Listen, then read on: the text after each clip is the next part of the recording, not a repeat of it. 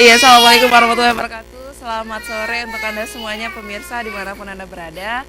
Nah, sore hari ini seperti biasa kita bertemu lagi di Habah Urung Inong. Dan kali ini temanya adalah peran orang tua di zaman digital. Nah, di sore ini juga saya juga sudah bersama narasumber kita, ya, dan Ibu Laila. Raihana, oke, kita kenalan dulu sama Ibu Raihana. Assalamualaikum dan juga selamat sore untuk Ibu Raihana. Waalaikumsalam warahmatullahi wabarakatuh. Nah, ini Anda seorang aktivis dakwah. Boleh cerita sedikit bagaimana peran Anda ataupun perjalanan seperti apa yang Anda ingin berikan informasinya kepada ibu-ibu yang khususnya juga di era zaman digital ini ya. Oke, silakan. Terima kasih. Bismillahirrahmanirrahim. Innal hamdalillah waladzi arsala rasulahu bil huda wa dinil haq liyudhhirahu 'alad dini kullihi walau karihal musyrikun. Asyhadu an la ilaha illallah wa asyhadu anna Muhammadan abduhu wa rasuluhu nabiyya ba'da.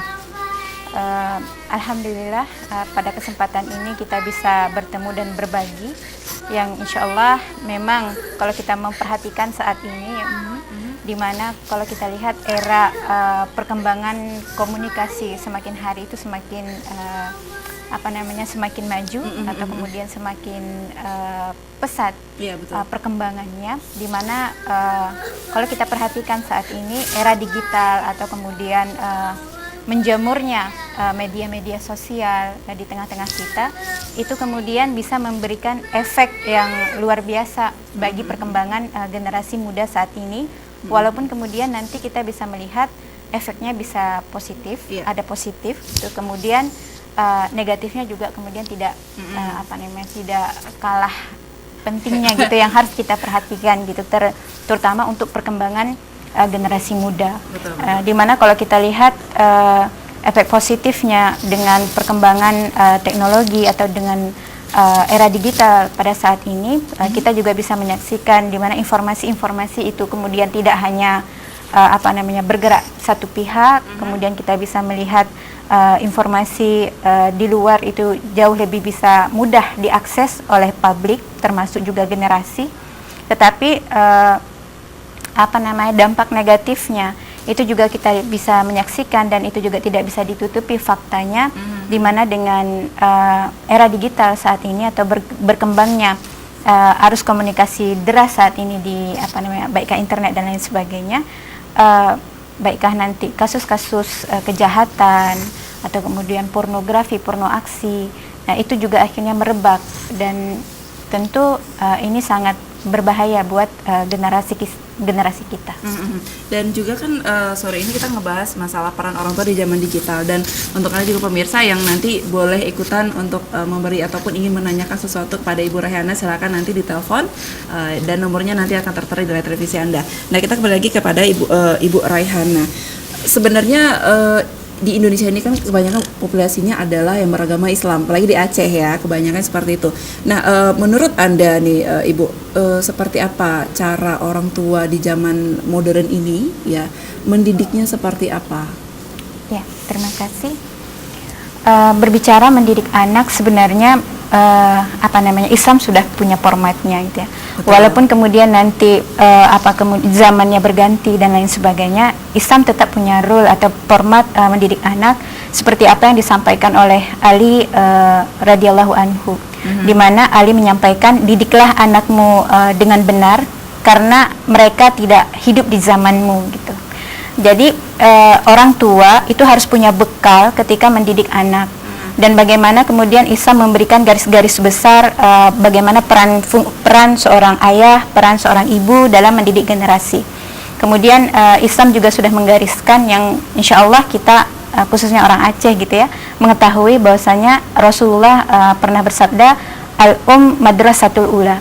Ibu adalah sekolah pertama, sekolah pertama bagi anak atau bagi generasi. Jadi tugas ibulah yang kemudian nanti dibantu oleh para ayah untuk mendidik yang pertama sekali akidah dari generasi muda atau akidah dari anak-anak, yang mana akidah ini ditanam yang memang tidak waktu dia besar gitu. Betul. Nah, tetapi misalnya dari dalam kandungan, di mana kemudian ibu disuruh untuk menyampaikan hal-hal yang baik atau hal-hal yang positif, kemudian ibu menghafalkan Al-Quran, kemudian di waktu kecil bagaimana cara menanam akidah yaitu dengan orang tua mencontohkan seperti apa yang disampaikan oleh Rasul. Didiklah anakmu sholat ketika mereka berusia 7 tahun, pukullah dia ketika dia tidak sholat atau belum sholat ketika dia berumur 10 tahun, dan pisahkanlah tempat tidurnya. Kemudian bagaimana anak disuruh minta izin untuk masuk ke dalam kamar orang tuanya dalam 3 waktu, di waktu setelah Isya, kemudian sebelum subuh, kemudian ba'da zuhur, begitu. Ini adalah aturan-aturan dalam Islam. Kemudian yang nanti tujuannya pertama tadi mendidik akidahnya anak, mendidik akidah anak, kemudian mendidik tata cara pergaulan pergaulan terhadap anak.